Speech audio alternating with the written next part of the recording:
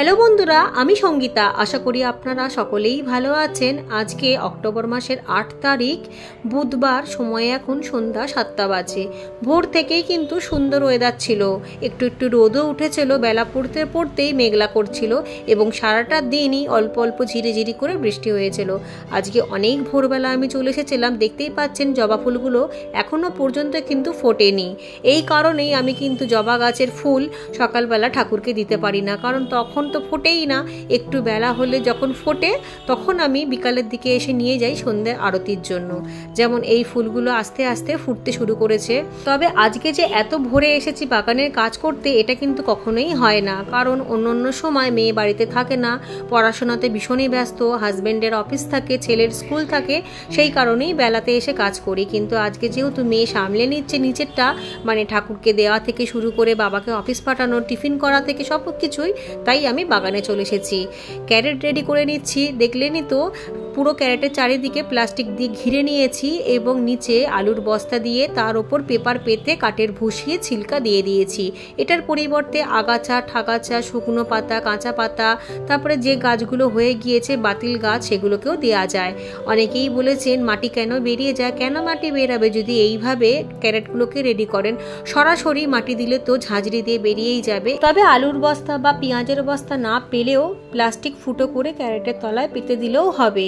তবে সরাসরি তার মধ্যেই কিন্তু মাটি ফেলবেন না, হয় কোনো আগাছা ঠাগাছা, আর একান্তই যদি কিছু না পাওয়া যায় সেক্ষেত্রে কাগজ কুচিও দেওয়া যায়। যেমন আমি এখানে দেখুন পিচবোর্ডের টুকরোও কিন্তু দিয়ে দিলাম, কুচিয়ে কুচিয়ে। অনেক পিচবোর্ডই তো আমাদের বাড়িতে আসে, ঠোঙা, কাগজ ঠাগজ অনেক কিছুই তো পাই, পেপার ঠেপার। তবে ক্যারেট যখন তৈরি করবেন তখন খেয়াল রাখবেন কোনো প্লাস্টিক যাতে না যায়। পিচবোর্ডের মধ্যে যে সেলোটেপগুলো লাগানো ছিল সেগুলো কিন্তু আমি তুলে ফেলে দিয়েছি, কারণ ওগুলো তো গলবে না, ওগুলো গলবেও না, সারেও পরিণত হবে না। আজকে যে ক্যারেটগুলো রেডি করব তার মধ্যে এক ফোঁটাও মাটি থাকবে না, যদিও বা মাটি আমি খুবই কম ব্যবহার করি, শুধুমাত্র ফুল গাছের জন্য। এখানে রয়েছে 7 মাসের পুরনো গোবর সার, প্রায় হাফ মতো দিয়ে দেবো। তারপর দিয়ে দেবো এর মধ্যে কিচেন কম্পোস্ট, যেটা আমি সবজির খোসা, ফলের খোসা, ডিমের খোসা, চা পাতা ইত্যাদি দিয়ে তৈরি করেছি। তবে এই যে 1-1.5 মাস ধরে কিচেন কম্পোস্টটা আমি তৈরি করেছি, এটা কিন্তু আমি আর রোদ খাওয়াতে পারিনি এই নীল প্লাস্টিকের মধ্যে যেটা রয়েছে, কারণ এত বৃষ্টির মধ্যে আমি কিভাবে রোদ খাওয়াবো। তবে কাঠের ছাই দিয়ে দিয়ে রেখে দিয়েছিলাম। কাঠের ছাই দিয়ে রাখাতে কোনো রকম ফাঙ্গাসের আর ভয় থাকবে না। দুটো ক্যারেটে এরকম সমান সমানভাবে দিয়ে দেওয়ার পর উপর দিয়ে দিয়ে দেবো বরবটি গাছের মাটি। যে বরবটি গাছটা আমি তুলে নিয়েছি সেই বরবটি গাছের মাটিটা দিয়ে দেবো। তবে বরবটি গাছের মাটিটাও কিন্তু আমি মাটি দিয়ে তৈরি করিনি, ওই কিচেন কম্পোস্ট দিয়েই তৈরি করেছিলাম। সবজি ফলের খোসা দিয়েছিলাম, ওপরে শুকনো পাতা, কাগজ, পিচবোর্ড এইভাবেই তৈরি করেছিলাম। দেখুন ওটা 3 মাসের মধ্যে কতটা ঝুরঝুরে হয়েছে। নিচে কিন্তু আবার কাঠের ভুষিও রয়েছে, এই দেখুন। কাঠের ছিলকা মিলকা যেগুলো ডিকম্পোস্ট অত তাড়াতাড়ি হয় না, কিন্তু এর মধ্যে পুষ্টি গুণাগুণ সব চলে এসেছে। যেহেতু এত কাঁচা সবজির রস গিয়েছে, বেশ কয়েকটা শসা গাছও তুলে নিলাম। এই শসা গাছ থেকে খুব বেশি শসা কিন্তু পাইনি। এখানে 2টো গাছ রয়েছে, এখান থেকে হয়তো 6টা না 7টা মতো শসাই পেয়েছি। বাকি এর পাশের কিছু বরবটি গাছের, যেখানে অনেক বরবটি পাওয়া হয়ে গিয়েছে, এখন 2-1টা করে হচ্ছে। তাই এই বরবটি গাছের মাটিটা আমি কাজে লাগাবো বলে, আর এই গাছগুলোকেও কাজে লাগাবো বলে তুলে নিলাম। কারণ শুধু শুধু 1টা বা 2টো সবজির জন্য রাখাটা একেবারেই বোকামি। শীতের জন্য মাটি প্রস্তুত করতে হবে, ক্যারেট গ্রো ব্যাগ ভরতে হবে, তাই বাগান থেকেই আমাদেরকে সমস্ত কিছু জোগাড় করে নিতে হবে। আর যাদের কাছে আমার মতো মাটির সমস্যা আছে তাদের তো আগেই সেই ব্যবস্থা করে নিতেই হবে। কয়েকদিন ধরেই পুজোর কাজে, তারপরে ঘরের নানান রকম কাজেতে ব্যস্ত থাকা ছাদটা কিন্তু একেবারেই পরিষ্কার করা হয়নি। আজকে যেহেতু ক্যারেট রেডি করছি, তাই ভাবলাম গোটা ছাদটা পরিষ্কার করে নিই। ঝাঁট দিয়েও কিন্তু প্রচুর পাতা, ফুল ঠুল পাওয়া যাবে। আর এই সব কিছু আমি বেডের মধ্যে দিয়ে দেবো। বেডের মধ্যে শুকনো পাতা, কাঁচা পাতা, ডগা পাতা সব দিয়ে দেবো। আর এদিকে কাজ করতে করতে পায়রাদেরকেও খাবার দিয়ে দিয়েছি, রুটি দিয়েছি। তবে আজকে একটা পায়রাকে পানিশমেন্টও করেছি। এই যে সেকেন্ডে যে পায়রাটা দেখছেন, ওটা কদিন আগেই বাচ্চা দিয়েছে, মানে ডিম ফুটে বাচ্চাটা বেরিয়েছে, তখন থেকেই ও রেলা বেড়ে গিয়েছে। খালি টমেটো গাছগুলোকে তুলে তুলে ফেলে দিচ্ছে। সেই জন্য আজকে রুটি খাবার পর ওকে আমি ছাদ থেকেই তাড়িয়ে দিয়েছি। কোথায় গেল এখন আর দেখতে পাচ্ছি না। তবে কিছুক্ষণ পর কিন্তু ওকে আমি খুঁজে পেয়েছি, আবারও ভালোবেসে ডেকে নিয়েছি। ওরা কিন্তু সবটাই বোঝে, ভালোবাসাটাও যেমন বোঝে, বকাটাও কিন্তু সব বোঝে। বাগানের কাজ যখন করতে আসি, এখন হয়তো পুজোর ছুটির জন্য ছেলে মেয়ে দুজনেই রয়েছে, কিন্তু যখন পুজোর ছুটি কেটে যাবে, স্কুল ঠুল সব শুরু হয়ে যাবে, তখন তো আমি কাউকেই পাই না। তখন কিন্তু এই পাখিরাই থাকে আমার সাথী হয়ে, সব সময় আশেপাশে থাকে, আমারও একা একা মনে হয় না, আর খুব ভালো দিনটাও কেটে যায়। দুটো সবজির ক্যারেট রেডি করা হয়ে গিয়েছে, এখনও কিছুটা কাঠের ছিলকা এবং ভুসি রয়েছে, তাই ভাবলাম যে গ্রো ব্যাগগুলো খালি হয়ে গিয়েছে, এই গ্রো ব্যাগগুলোর মধ্যে শসা গাছ ছিল, বরবটি গাছ ছিল, সেইগুলো আবারও নতুন করে তৈরি করে নেব। তাই নিচে খানিকটা কাঠের ছিলকা ভুসি দিয়ে ওই একই রকমভাবে দিয়েছি, তারপরে ঝাঁট দিয়ে যে নোংরাগুলো বেরিয়েছে সেগুলোও দিয়ে দিয়েছি, এবং এই যে লতা পাতা ডালপালা যেগুলো রয়েছে সেগুলো সবই দিয়ে দেবো। তার মধ্যে দিয়ে দেবো গোবর সার আর কিচেন কম্পোস্ট। আর আজকে বেশ অনেকগুলো বেরি রেডি হয়ে গেল। একটা ক্যারেটের মধ্যে যেহেতু টমেটোর চারা দিয়ে দেবো, তাই একটা ক্যারেট এখনও খালি থাকবে, যখন শীতের কোনো সবজি রেডি হবে তখন সেটার মধ্যে আবার দিয়ে দিতে পারবো। গোবর সার এবং কিচেন কম্পোস্ট দিয়ে মাটি তৈরি করে যদি কোনো গাছ বসানো হয় তখন কিন্তু সেই গাছের মাটিটা ভীষণ ঝুরঝুরে হয়ে যায়। দেখুন এখানে শসা গাছ ছিল, বরবটি গাছ ছিল, মাটিটা কতটা ঝুরঝুরে হয়েছে। আর এরকমভাবে বেড প্রস্তুত করে ঝুরঝুরে মাটির ওপর যদি কোনো বীজ বপন করা হয় তাহলে চারাও উঠবে তাড়াতাড়ি, এবং সরাসরি চারা রোপণ করলেও সুন্দরভাবে চারাটা কিন্তু বড় হবে। আর এই দেখুন সেই মা পায়রাটা, যাকে আমি ছাদ থেকে একটুখানি আগেই তাড়িয়ে দিয়েছিলাম, কিন্তু কিছুক্ষণ পর ভালোবেসে ডাকছিলাম তবুও আসছিল না, অনেক ডাকাডাকির পর কিন্তু এসেছে। গাছপালা নিয়ে থাকতে যেমন আমার খুব ভালো লাগে, ঠিক তেমনই প্রকৃতির মধ্যে এই অবলা পশু পাখি এদেরকে নিয়ে থাকতেও আমার বেশ ভালো লাগে। তবে এই মহারানীর রাগ কম না, কিন্তু বারবার আমার দিকে দেখছিল, তবু এখান থেকে সরবে না, মানে আমাকে দেখিয়ে দেখিয়ে রাগ দেখাচ্ছিল। তখন ওকে দেখে আমার এত হাসি পাচ্ছিল যে এখনও আমি এডিট করতে বসে ওর কাণ্ড দেখেও হেসে ফেলেছি। ক্যারেটগুলো তৈরি হয়ে গিয়েছে বলে এক সাইড ধরে রেখে দিলাম, সাথে এই ব্যাগগুলো এই সাইডে রাখলাম, আর কিছু ব্যাগ এই সাইডে রাখলাম, বালতিগুলোকেও সাইড করে করে রাখলাম। এর মধ্যে একটু একটু রোদ পড়বে, শুকিয়েও যাবে, রোদ না পড়লেও কোনো অসুবিধা নেই, তবে ছাই দিতে হবে। আর এই ছাই শুধুমাত্র যে নতুন তৈরি করা বেড বা গ্রো ব্যাগে দেবো এমনটি না, সমস্ত ছোট বড় শীতের গাছেও দিয়ে দেবো, এবং গরমের যে পার্মানেন্ট গাছগুলো রয়েছে সেই সব গাছেও দিয়ে দেবো। কাঠের ছাই বা এমনি ছাই দিলে পটাশের পরিমাণটা যেমন বাড়বে, আর পটাশ পেলেই তো গাছে ফুল ফল ভরে যাবে। আর এই মুহূর্তে যেহেতু আমার বাগানে ফুল ফল একেবারে ভরে রয়েছে, সবজিতেও ভরে রয়েছে, তাই সমস্ত গাছের গোড়ায় গোড়ায় এক মুঠো দুমুঠো করে গাছ অনুযায়ী আমি দিয়ে দিচ্ছিলাম। সমস্ত সবজি গাছে, ফুল গাছে, ফল গাছে, এমনকি লঙ্কা গাছে তো পুরোটাতেই দিয়ে দিয়েছি, একেবারে লঙ্কা গাছের আগা পাঁচতলা পুরোটাই, কারণ লঙ্কা গাছের এত নকশা, একটু সহ্য করতে পারে না জল ঠল বা বৃষ্টি টিষ্টি, পাতা কুঁচকে যায়। তাছাড়াও এই সময় যেহেতু এত বৃষ্টি হচ্ছে, মানে যে টানা বৃষ্টি শুরু হয়েছে, এতে কিন্তু মাটিতে শামুকের পরিমাণও দেখছি আস্তে আস্তে বাড়ছে। ছোট ছোট চারা গাছগুলোর পাতা কিন্তু খেয়ে নেবার সম্ভাবনা থাকে, তাই এই বৃষ্টির মধ্যে ছাই ব্যবহার করলে পটাশের চাহিদাটা যেমন মিটবে, ঠিক তেমনই কীটনাশকেরও কাজ করবে।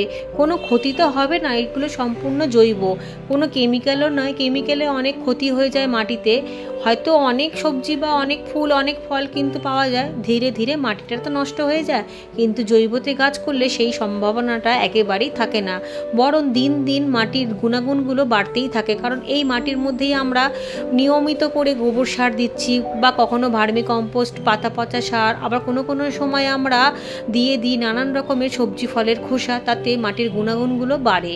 অনেক সময় হয়ে গিয়েছিল, নিচেই চলে গিয়েছিলাম, স্নান টান করে খাওয়া দাওয়া সেরে যখন একটু বাইরে বেরাতাম, ব্যাস তার আগেই শুরু হয়ে গেল বৃষ্টি আসা।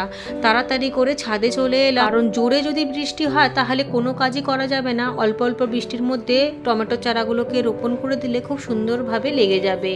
এদিকে বেগুন গাছের গোড়ায় যে টমেটো চারাগুলোর মধ্যে অনেক চারা কিন্তু আমি তুলে দিয়েছিলাম, কারণ সেই চারাগুলো একেবারেই দুর্বল ছিল। হেলদি হেলদি কয়েকটা চারা রেখে দিয়েছিলাম, সেখান থেকেই বাছাই করে করে কয়েকটা চারা তুলে নিলাম। চারাগুলো কিন্তু যথেষ্ট হেলদি।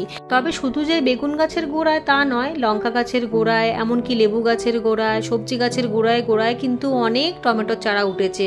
খারাপ খারাপ চারাগুলোকে ফেলে দিয়েছি, ভালোগুলোকেই রেখে দিয়েছি, একটু বড় হয়েছে এখন, সেই জন্যই ক্যারেটটা রেডি করেছিলাম এই টমেটোর চারাগুলোকে দেবো বলে। তবে এর আগেও কিন্তু আমি সিঙ্গেলভাবে 12 ইঞ্চি গ্রো ব্যাগে দিয়ে দিয়েছিলাম, যেগুলোর মধ্যে ভেন্ডির চারা ছিল।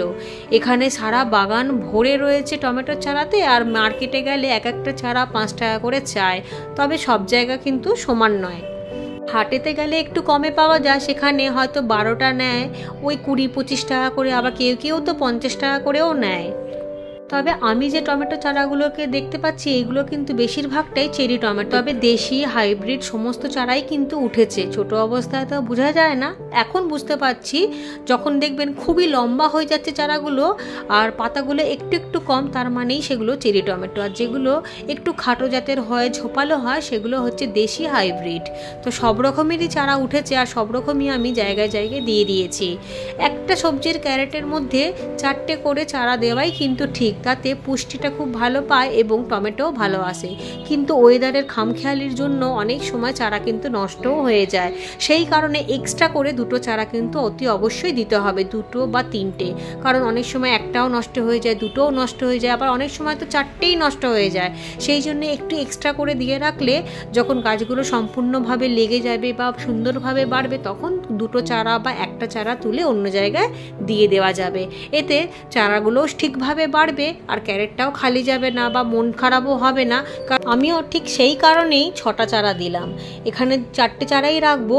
যদি দেখি সমস্ত চারাই ঠিক আছে তাহলে 2টো তুলে অন্য জায়গায় দেবো, আর যদি 2টো নষ্টই হয়ে যায় বা একটা নষ্টই হয়ে যায় তাহলেও 4টে চারা কিন্তু ঠিক থাকবে। চারাগুলো বসানো হয়ে গিয়েছে, এবার আমি সবজি কিছুটা তুলবো। তার আগে ছেলেকে বললাম সমস্ত গাছের গোড়ায় গোড়ায় অল্প একটুখানি কিচেন কম্পোস্ট দিয়ে দিতে, যে কিচেন কম্পোস্টটা আমি কয়েকদিন আগে শুকনো করে রেখেছিলাম ফুল গাছের জন্য, কিন্তু এখন যেহেতু গাছের গোড়ায় অল্প অল্প মাটি লাগবে তাই আমি এই বালতিটা নিয়ে এনেছি। আমার ছেলে যেহেতু জানে যে কিভাবে চারাগুলোকে চেপে চেপে দিতে হবে, মাটিগুলোকে চেপে চেপে দিতে হবে, সেই জন্য ও ধীরে ধীরে দিচ্ছে, কারণ একটা দিতে গিয়ে যাতে অন্য চারা নাড়া না পড়ে যায় বা ভেঙে না যায় সেই কারণেই ও খুব সাবধানে দিচ্ছে। এই কাজগুলো ও বাগানে থাকতে থাকতেই কিন্তু শিখে গিয়েছে, সেই কারণে আমার অসুবিধা হয় না। খালি ওকে বলে দিই যে এই কাজগুলো করে দাও, ও কিন্তু ঠিক টুকটুক করে দেয়, আর তাতেই আমি অন্য কাজগুলোও করতে পারি। আর যেহেতু বৃষ্টিটা কিন্তু আস্তে আস্তে ভালোই জোরে শুরু হয়ে গেছিলো, যদিও বা সেরকম বৃষ্টি কিন্তু সারাদিনই হয়নি, ওই ঝিমঝিম করে ঝিরঝির করে বৃষ্টি। তবে এই বৃষ্টিতে ছেলেকে ভেজাবো না বলেই তাড়াতাড়ি করছিলাম। এখন তো পুজোর ছুটি চলছে, সামনেই কালী পুজো, ভাইফোঁটা, তারপরে স্কুল খুলে গেলে যদি অসুস্থ হয়ে পড়ে ব্যাস স্কুল কামাই হবে, পড়া নষ্ট হবে এবং তারপর পরীক্ষায় পড়বে তার প্রভাব। ও সমস্ত গাছের গোড়ায় মাটি দিয়ে দিয়েছে, এবার আমি অল্প অল্প জল দিয়ে দিয়েছি। যদিও বা বৃষ্টি হচ্ছে তবুও সবে সবে তো বসালাম, তাই অল্প অল্প একটুখানি গাছের গোড়াটা ভেজাটা খুবই দরকার। মা বেটা মিলে তাড়াতাড়ি কাজ করছি, ওকে বললাম একটা সাইড করে রাখতে, ও আবার এই সাইডেই টেনে নিয়ে এলো। আমি আবারও এক কর্নার দেখে জায়গাতে রাখলাম, তবে একটা স্ট্যান্ডের মধ্যে তুলে রাখবো, যে স্ট্যান্ডের মধ্যে বরবটি গাছগুলোকে ছিল, কারণ বৃষ্টির জল যাতে কোনো রকমভাবে এই ক্যারেটের তলায় জমে না যায়। যদিও বা আমার ছাদের ঢাল খুবই ভালো, জোরে বৃষ্টি হোক চাই অল্প বৃষ্টি হোক কোনো সময়তেই ছাদে জল জমে যায় না, তবুও আমি এখানে স্ট্যান্ডের তলাতে রেখে দিলাম। এখানে এক সাইডে থাক, পরে কিন্তু সাপোর্ট দিতে হবে, কারণ গাছগুলো যথেষ্ট বড় বড়, একটু হাওয়া দিলে বা জোরে বৃষ্টি হলেই কিন্তু হেলে পড়বে, আর হেলে পড়লেই গাছ নষ্ট হয়ে যাবে। তবে এখন তো কাটিমাটি দেখতে পাচ্ছি না, তার মধ্যে বৃষ্টিও শুরু হয়ে গিয়েছে। ক্যারেটটা রেখেই ঝিঙে গাছের ওপর চোখ পড়লো, আবারও নতুন করে কত ঝিঙে পড়েছে দেখুন, নতুন করে করাও এসেছে, আর ঝিঙেগুলো কিন্তু দিব্যি সুন্দরভাবে বাড়ছে, আর চারিদিক দিয়ে হচ্ছে, এত এত জায়গায় হচ্ছে, মানে পেছন পেছন সাইডে যেখান দিয়ে আমি হাতি হয়তো পাবো না। এই দেখুন জুম করে দেখাচ্ছি কোথায় কোথায় হয়েছে, এইখানে নেওয়াটাই হচ্ছে সমস্যা, মানে এখানে এত রকমের গাছ রয়েছে, নিচেও গাছ রয়েছে, হাত বাড়িয়ে বাড়িয়েও তোলা যায় না, অনেক তো এইভাবেই নষ্ট হচ্ছে।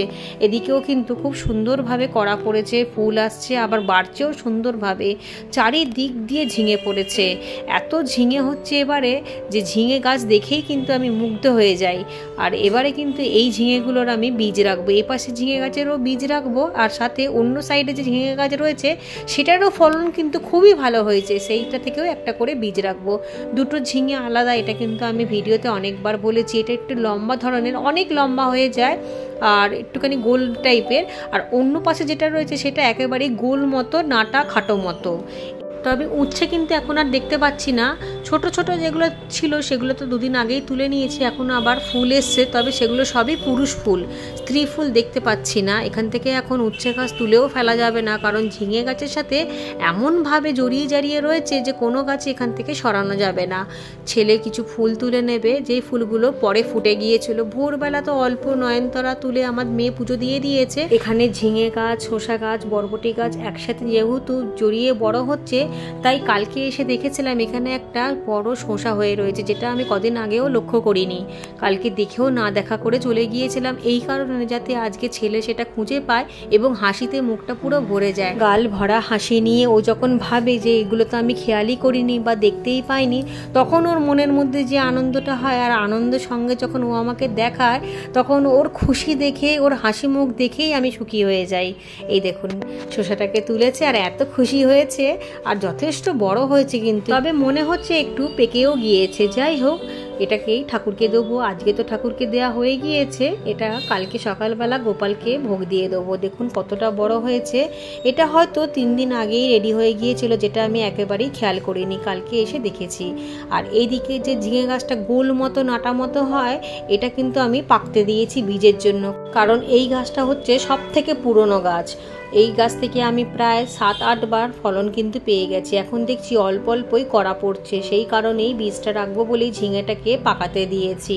কিছুটা ফুল এখান থেকেও আমার ছেলে তুলে নিচ্ছে, আর ওই পাশ দিয়ে কিছুটা ফুল আমি তুলবো। যেহেতু বৃষ্টি পড়ছে তাই জন্যই দুদিক দিয়েই আমরা ফুল তুলতে শুরু করেছি। এক বন্ধু জানতে চেয়েছো করবী গাছে সারা বছর কিভাবে ফুল হয়, কি খাবার দিই। আমি কিন্তু এর আগেও বলে দিয়েছিলাম যে সহজ পরিচর্যায় খুব সহজেই এই করবী গাছ এবং বোগেনভেলিয়া গাছে ফুল সারা বছরই পাওয়া যায়। শুধুমাত্র শর্ত একটাই, এই সব গাছে প্রচণ্ড পরিমাণে রোদ দরকার।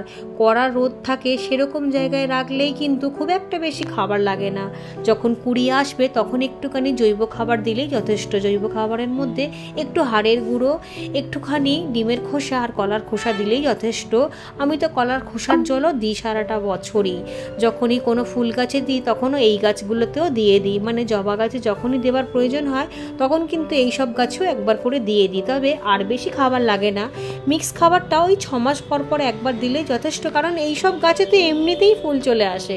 ছায়াতে থাকলে কোনো সময় কিন্তু এই সব গাছে ফুল তেমন পাওয়া যায় না, খুব অল্প পাওয়া যায়। আর ডাল কেটে কেটে দিলে অনেক ব্রাঞ্চ হবে, আর প্রতিটা ব্রাঞ্চে ব্রাঞ্চে কিন্তু ফুল আসবে। আমি অনেক ব্রাঞ্চ কাটি, এবার বর্ষাতেও কিন্তু অনেক ব্রাঞ্চ কেটে দিয়েছিলাম। শীতের সময় ফুলের সংখ্যা একটু কমে যায়, তখনও ডাল কাটিং করে দিলেও গরমের সময় কিন্তু অনেক ফুল পাওয়া যাবে। সেই গরম থেকে টানা এখনো পর্যন্ত যেভাবে ফুল হয়ে চলেছে, সেভাবে কোনো কিছুই তেমন আমি পরিচর্যা করিনি। ঠিক একই রকম কিন্তু সহজ পরিচর্যায় সারা বছর ফুল দেয় এই বোগেনভেলিয়া গাছগুলো। শর্ত ওই একটাই, কড়া রোদযুক্ত জায়গায় রাখতে হবে। ছায়াতে অতটা ভালো ফুল পাওয়া যাবে না। যত বেশি কড়া রোদে রাখবেন তত বেশি কিন্তু এই গাছগুলোতে ফুল ভরে থাকবে। খাবারে বলতে ওই একটাই খাবার, হাড়ের গুঁড়ো, ডিমের খোসা এবং কলার খোসা, তাও খুব ঘন ঘন দেবার প্রয়োজন নেই।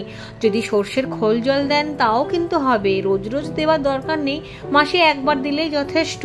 আর মাঝে মধ্যেই ডালগুলোকে কাটাই ছাটাই করতে হবে, তবে ফুল অবস্থায় না। যখন কুড়ি থাকবে তখন কাটার দরকার নেই, কারণ সেই সময় তো ফুলটা আসছে, আর ফুল এসে থাকলে দেখতে দারুণ লাগে। যখন ফুলের সংখ্যাটা কমে যাবে তখন ডাল কাটাই ছাটাই করতে হবে।